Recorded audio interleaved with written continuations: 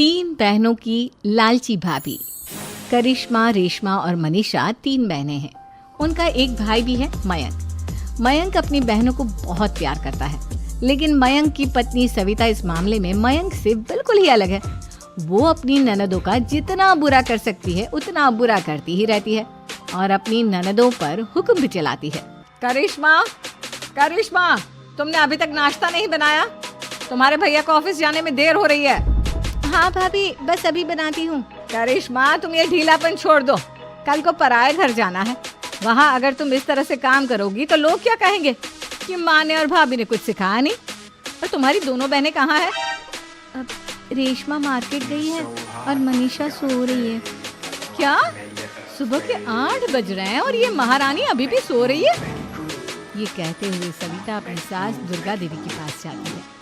माँ जी, देख रही हो अपनी बेटियों के तौर तरीके? क्या हुआ बहू, सुबह सुबह क्या कर दिया मेरी बेटियों ने? अरे एक तो अभी अभी उठकर किचन में गई है, दूसरी सुबह सुबह बाहर चली गई और तीसरी अभी तक सो रही है। क्या करूं मैं इन दिनों का, मैं तो परेशान हो गई हूँ। जा जाकर उठा उसे और रेशमा से मैं बात करती हूँ। सविता सीधा मनीषा के कमरे में जाती है और उससे कहती है, महारानी जल्दी उठो, सूरज सर पर आ गया है। भाभी थोड़ी देर और सोने दो ना, मैं रात को लेट सोई थी। वो क्या है ना, यूनिट टेस्ट चल रहे हैं। शराफत से उठती है या नहीं, या फिर पानी की भरी बाल्टी डालूं तेरे ऊपर? नहीं भाभी, मुझे बिस्तर में नहीं नहाना, उठती हूँ मैं। मनीषा जल्दी से उठकर बाथरूम में चली जाती है। सभी आराम से बैठकर नाश्ता कर रहे होते कि तभी रेशमा बाजार से हाथ में सामान लिए आ जाती है। रेशमा को देखते ही सविता उस पर बरस पड़ती है। लो, आ गई महारानी। ऐसा भी क्या सामान लाना था जो सुबह आंख मलते ही बाजार की तरफ रवाना हो गई? भाभी, कल आप ही तो चीख रही थी कि घर का सारा सामान मुझे ही लाना पड़ता है, घर में किसी को भी किसी काम से कोई लेना देना नहीं है। अब मैं बाजार जाकर सामान ले आई तो आपको इस बात से भी तकलीफ हो रही है? देख रही हो माँ जी, अपनी बेटी की जुबान कैंची से भी तेज चलती है। और मयंक, आप तो कुछ कहेंगे नहीं अपनी लाडली बहन को। रेशमा, अपनी भाभी से ऐसे बात नहीं करते। चलो माफी मांगो। भैया, मैं क्यों माफी मांगू? आप भाभी से बोलिए ना कि हम पर कम हुक्म चलाया करे। हम इस घर की बेटियां हैं और आपकी पत्नी की ननद है, नौकरानी नहीं। लो कर लो बात। इनकी भलाई के लिए कुछ भी बोलो तो इन्हें बुरा लग जाता है। इस घर में यही इज्जत है मेरी। देख लो माँ जी, आपकी बेटी किस लहजे में मुझसे बात कर रही है। सविता वहाँ से चली जाती है। मयंक को बहुत गुस्सा आता है, वो भी वहाँ से चला जाता है। फिर करिश्मा रेशमा को समझाती है, रेशमा, तुम्हें भाभी से माफी मांग लेनी चाहिए थी ना। लेकिन दीदी, मैंने कुछ किया ही नहीं, तो मैं माफी क्यों मांगू? हाँ करिश्मा दीदी, रेशमा दीदी जैसे ही घर में आई भाभी ही उन पर चिल्ला रही थी। हाँ, मैं मानती हूँ कि गलती भाभी की थी। मैं तो इसलिए बोल रही हूँ कि भाभी ने माँ को तो पूरी तरह अपने वश में कर लिया है। वो हमारी बात सुनती ही नहीं। मयंक भैया हमारे लिए हमेशा खड़े रहते हैं, इसलिए उनकी बात का मान तो तुम्हें रखना चाहिए था ना। कोई फायदा नहीं दीदी, कुछ दिनों की बात और है, भाभी उन्हें भी हमारे खिलाफ भड़का देंगी। फिर वो भी माँ की तरह हमारी किसी बात का विश्वास नहीं करेंगे। इसी तरह सविता अपनी तीनों ननदों को किसी न किसी बात पर परेशान करती रहती थी। एक दिन मयंक अपनी तीनों बहनों के लिए गिफ्ट लाया। करिश्मा, ये तुम्हारे लिए हार का सेट। रेशमा, तुम्हारे लिए सुंदर सी ड्रेस। और मनीषा, तुम्हें किताबें पसंद है ना, तुम्हारे लिए किताबें लाया हूँ। थैंक यू भैया। थैंक यू भैया। थैंक यू भैया।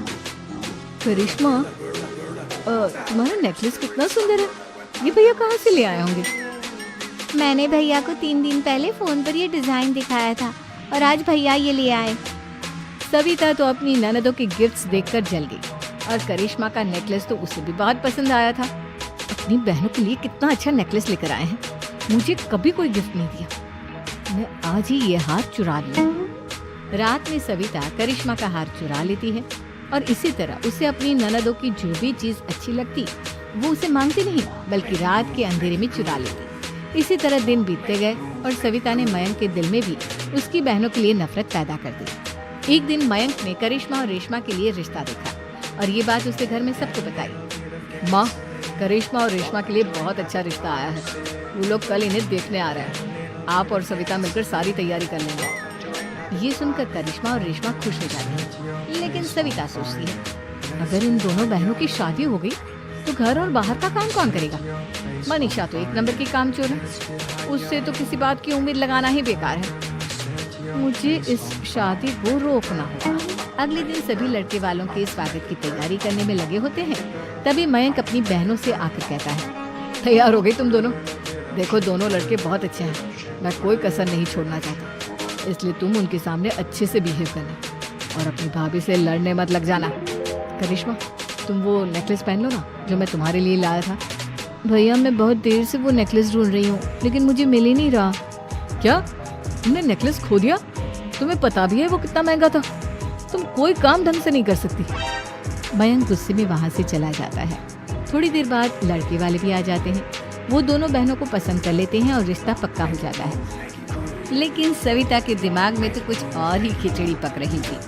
वो पंडित जी के पास करिश्मा की कुंडली लेकर जाती है और उन्हें पैसे देकर करिश्मा की कुंडली बदलवा देती है। जब लड़के वालों के पास करिश्मा की कुंडली जाती है तो वो दुर्गा को फोन करते हैं। बहन जी, हमने करिश्मा की कुंडली अपने पंडित जी को दिखाई थी। आपकी बेटी की कुंडली नहीं बल्कि दोषों का पिटारा है। देखिए, मैं और मेरे पति इन सब बातों में बहुत विश्वास करते हैं, इसलिए हम आपकी बेटी से अपने बेटे की शादी नहीं करा सकते। इस तरह करिश्मा का रिश्ता टूट जाता है और सभी घर वालों को बहुत दुख होता है। अब कविता सोचती है, चलो करिश्मा का तो रिश्ता टूट गया, अब रेशमा का भी रिश्ता तोड़ना है। क्या करूं? अब सविता आवाज बदलकर किसी अननोन नंबर से रेशमा के होने वाले ससुराल में फोन करती है। हेलो, मैं कौन हूँ कौन नहीं ये आपके लिए जानना जरूरी नहीं, बस इतना सुन लो कि रेशमा का 2 साल से किसी के साथ अफेयर चल रहा है। बस रेशमा का रिश्ता तोड़वाने के लिए सविता का इतना कहना काफी था। अब रेशमा का भी रिश्ता टूट गया। मयंक और दुर्गा देवी ने रेशमा को खूब खरी खोटी सुनाई और उससे बार बार उस लड़के के बारे में पूछने लगी। आप दोनों मुझे क्यों परेशान कर रहे हो? अरे कोई लड़का होगा मेरी लाइफ में तो मैं बताऊंगी ना, जब कोई है ही नहीं तो कहाँ से लाऊं मैं कोई लड़का? तो तेरे होने वाले ससुराल वालों को फोन किसने किया था? माँ मैं नहीं जानती किसने फोन किया था, मैं सच कह रही हूँ। मैं तो पहले ही कह रही थी इसकी लगाम खींच कर रखो, लेकिन मेरी सुनता ही कौन है। आप चुप रहिए भाभी, ये सब आपका ही किया धरा है। अब तीनों बहनों को विश्वास हो जाता है कि ये सब उनकी भाभी ही कर रही है। तीनों बहनें अपनी भाभी को सबक सिखाने के लिए एक वकील कर लेती है और घर में हिस्सा मांगना। देखो भैया, माँ बाप की जायदाद में जितना बेटों का हक होता है उतना ही बेटियों का, इसलिए इस घर के 4 हिस्से होंगे और हमें अपना हिस्सा चाहिए। मैंने तुम्हारे लिए क्या क्या नहीं किया और तुम इस घर में हिस्सा मांग रही हो? भैया, आप और माँ हम बहनों की कोई बात नहीं सुनते हो और भाभी हमारी शादी नहीं होने देगी, क्योंकि उन्हें लगता है कि आप हमारी शादी में ज्यादा पैसा लगाओगे और उन्हें हम जैसी फ्री की नौकरानी कहाँ मिलेगी। तो हम भाभी के साथ तो रह नहीं सकते, हम बहनों को अपना हिस्सा चाहिए। अरे तुम्हें शर्म आनी चाहिए अपनी भाभी पर ऐसा इल्जाम लगाते हुए। वो तुम्हारे बारे में कितना सोचती है। हाँ माँ, भाभी हमारे बारे में बहुत सोचती है, दिन रात बस यही सोचती रहती है कि किस तरह से अपनी तीनों ननदों को परेशान करूं, और कभी मुझे पढ़ने भी नहीं देती। दोनों बहनों का रिश्ता भी तो इन्होंने ही तोड़वाया है और रात में हमारे कमरे में आकर हमारी चीजें भी चुराती हैं। इसी तरह सविता की तीनों ननदें अपनी बात पर अड़ी रही। अब कोर्ट में तारीख भी शुरू हो गई। जब सविता को लगा कि उसकी तीनों ननद इतनी आसानी से नहीं मानने वाली, तो उसने अपने पति और सास को सारी सच्चाई बता दी और अपनी तीनों ननद से माफी मांगी। मयंक और दुर्गा को भी अपनी गलती का एहसास हो गया। अब सविता खुद करिश्मा और रेशमा के लिए अच्छा रिश्ता ढूंढती है और उनकी शादी करवाती है।